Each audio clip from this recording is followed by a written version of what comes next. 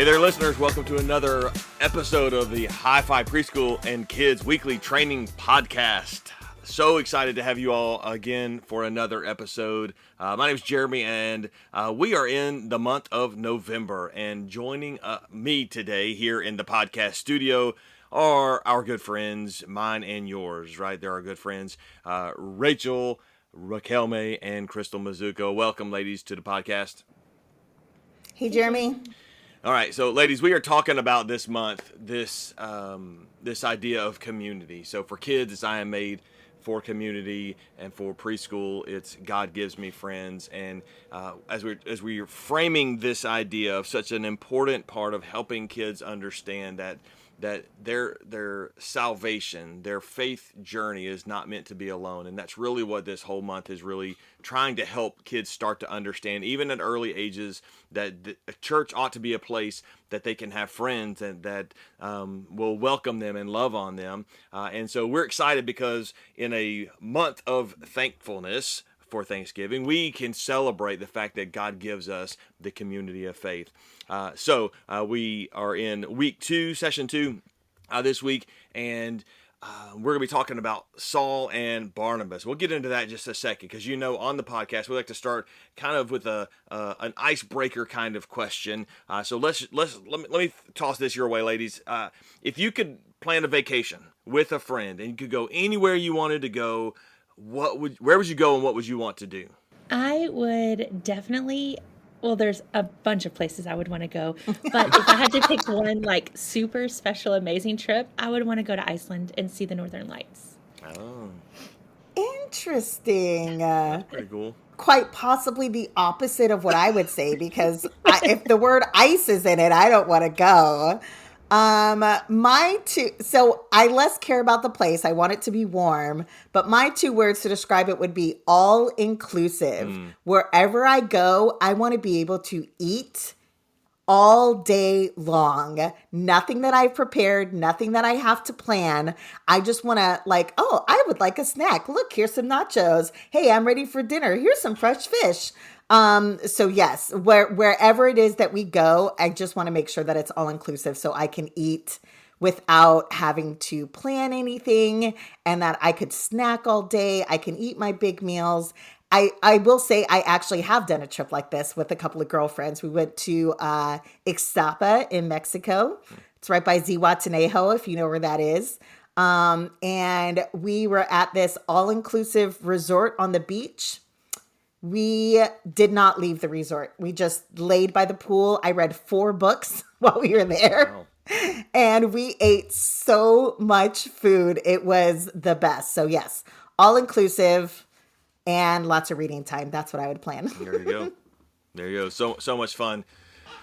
When we now maybe in some of the cases that you mentioned, maybe you could take those trips alone and still enjoy them. But trips are always better when we take them with a group, with our family, with our friends. That companionship on a road trip, or at a resort of some kind, or on vacation. We did camping a few weeks ago in a tent for the very first time as a family, and just that time spent with family is, or with your friends, family or friends, whoever it is. That there's a bonding moment when we do stuff together. And when we talk about this idea, our session this week is God connects us. And we're going to be looking at Saul and Barnabas and this connection that they had, that how God had brought them together.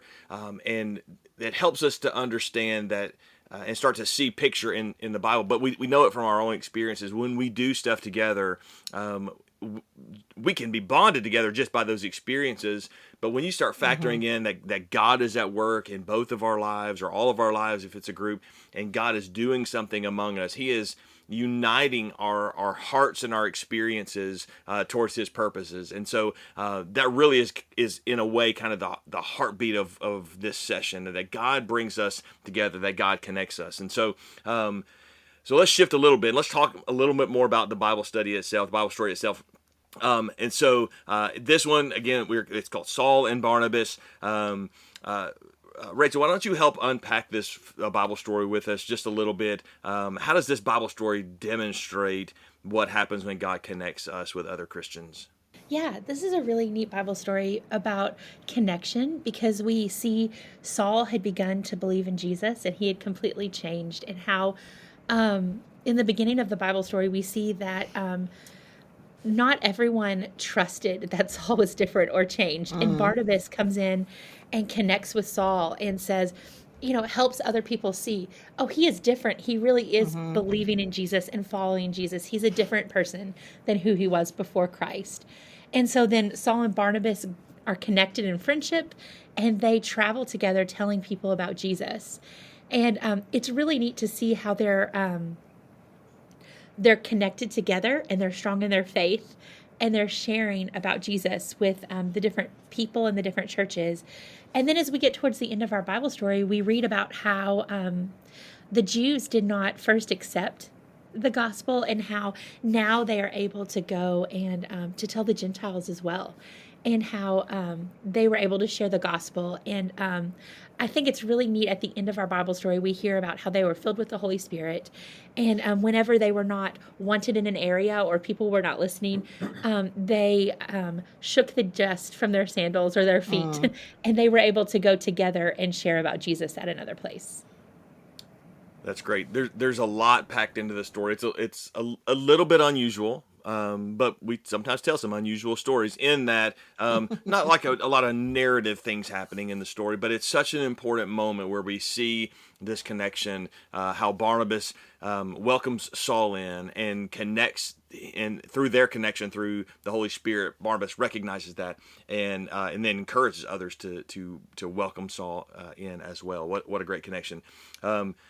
Crystal, I'm gonna turn this one to you. So, a minute ago, I mentioned that when we just do things with others, when we have experiences, that bonds us in a way. But how is it that that we need, or what is it that we need to help our preschoolers and our kids start to understand that Christian community, that bond we have as believers, is really different than anything else we experience in other places?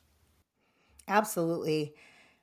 It is an incredible opportunity that I think we need to handle well and carefully and intentionally, because we never want to communicate to preschoolers and kids that they should only have friends who are Christians and only have friends who are in the church. Because if we do that, we can't have an influence outside the church. We can't have an influence in the world. Spoiler alert, if you don't know, we do have the truth of I am here to share Jesus that comes up later. It's important that we share Jesus with people who do not already know him. However, what we get to let preschoolers and kids know is that the friendships and the relationships that we do form in the church with other Christians, with other believers, is different than those that we have with people who are not a part of the church. And I think the biggest thing that we can think from that is the idea of spurring one another on and moving towards the same goal. Friends in church can still hurt your feelings. There can still be drama that happens with friends in church. However, that idea of following God together, pursuing Jesus together, seeking to live a holy life, seeking to obey him, all of these things that transform in us when we become Christians, we are able to continue doing them even better when we've got people who come alongside us who are also doing the same thing. I think a little bit about even the conversation that the three of us, were having before we started recording. And when we share things that are going on in our lives, and hard things and tough things, or even good things and funny things, like, it is great to be sharing it with people who are going to continually point you to Jesus. We don't need somebody that's going to say, oh, like pull up your bootstraps and it's going to be a brighter day, or look deep inside yourself. There's so many worldly philosophies. And yet these friends that we have in church will remind us of the truth of who God is and who we are. And so what makes those relationships different really is the way that it helps us to follow Jesus and be more like him. That's the unique, different thing that happens with friends at church. That's so good. That's so good. That is what John 13, Jesus reminds his disciples, by this all men will know that you're my disciples if you love one another. How we love each other is so Mm-hmm. important. And the grace we give one another when we mess up and we have missteps. All of that is so important and it is designed to be unique within the Christian Mm-hmm. community. And so our preschoolers and kids need to see that modeled well. They need to hear that from us. They need to see that in God's Word. So good. Mm-hmm. Practically speaking, helping to get this down to a preschooler level, a kid level, even their families and our volunteers. What are some things that we can do to help all of these groups that we serve on a week-to-week basis be connected and see that connection at church? I think just an extremely practical level. I think about my own preschool Sunday school class that I teach. Mm-hmm. And one thing I try to do is help preschoolers connect. Like, oh, you like this and you like this. You guys can play like this. Or, oh, wow, look at what great friends you're being. And I try to help them connect with each other and know each other's names and know things about each other. But Mm-hmm. then also, when parents come to pick them up, I try to help them connect with, like, oh, they have a friend in this classroom, and, help them meet other parents so that they can make those connections and they can begin to develop friendships with families who have children the same age and who even get along, which I think makes it even more special. And so I think connecting families to each other, and then giving time, like in our connect time, in our session content, giving time for preschoolers and kids to get to know one another, talk to one another, and build those friendships within our church setting. So then those friendships can grow during the week.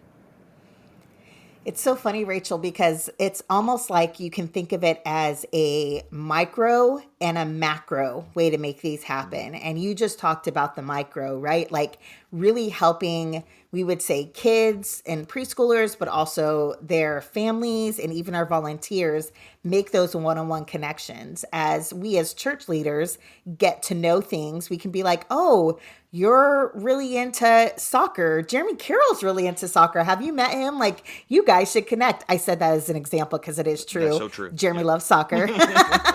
And so, but then I also think as more of a macro thing, is like, how do we help these families get more connected at our church? More connected on a big level. And I think about two big things. Number one is that our next gen spaces, our preschool and our kids ministry spaces should be one of the first stops that people can get connected to, whether it's Sunday school or community groups, whatever it Mm-hmm. is.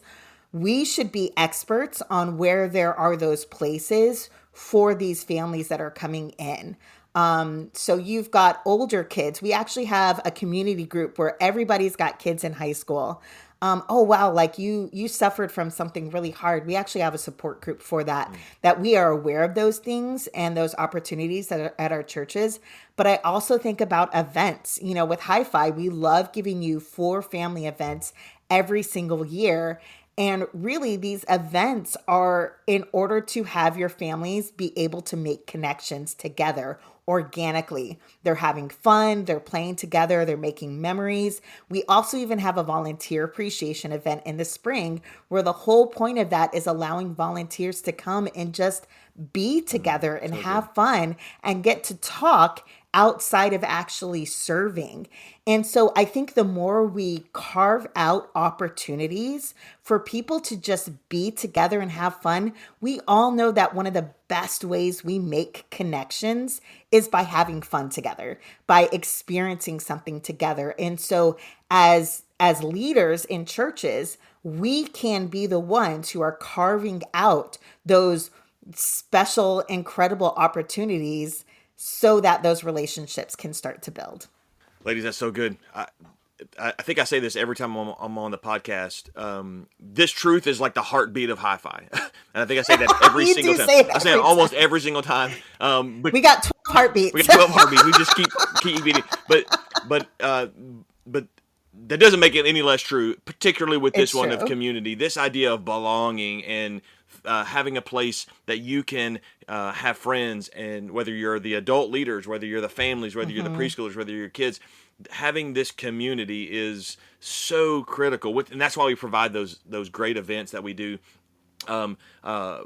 By the way, listeners, if you don't know, Crystal really is the mastermind behind all of those events, and so we're grateful for her creativity and her work on those. And every time I read through those events, I'm like, how amazing is it that we're providing you, the leaders, the ministry leaders, with all the tools you need to create these opportunities for not just your preschoolers in Connect Time, not just your kids in Connect Time, which those are amazing, and those are some of my favorite ways to connect, but also broaden that out. Have your families, have your volunteers connect with each other. This is so important. It's critical to how God created. You can open the Bible to virtually any page, Old Testament or New Testament, and you can see the assembly of God, the people of God assembled together. And so this is what we were meant to do. This is part of our identity of a Christian in our faith journey. So good. Ladies, thanks for being here on the podcast today. Great insights on this session about God connecting us. Give a plug. Crystal, you mentioned the event. I'm going to give a plug. If you haven't checked out our Christmas event, looking for December, that should be already available for you in advanced planning under the Family Volunteer and Events section of advanced planning near the top of that section inside Ministry Grid. So be sure to check that out and look for an opportunity on your calendar to schedule a great family Christmas event. We're also heading into Thanksgiving. What another great opportunity where we often are thinking about connecting with our family and our friends around around a table around Thanksgiving. So as you are doing that, please know that we at Hi-Fi are thankful for you. We're so grateful for all that the trust you give us in allowing us to provide events and resources week in and week out. We are just so thankful for you. So, ladies, thanks again. Listeners, thanks for checking in with us. Until next time, please stay tuned for another episode, and we will connect with you. See what I did there? Next time. Good one. That was good. That was really good.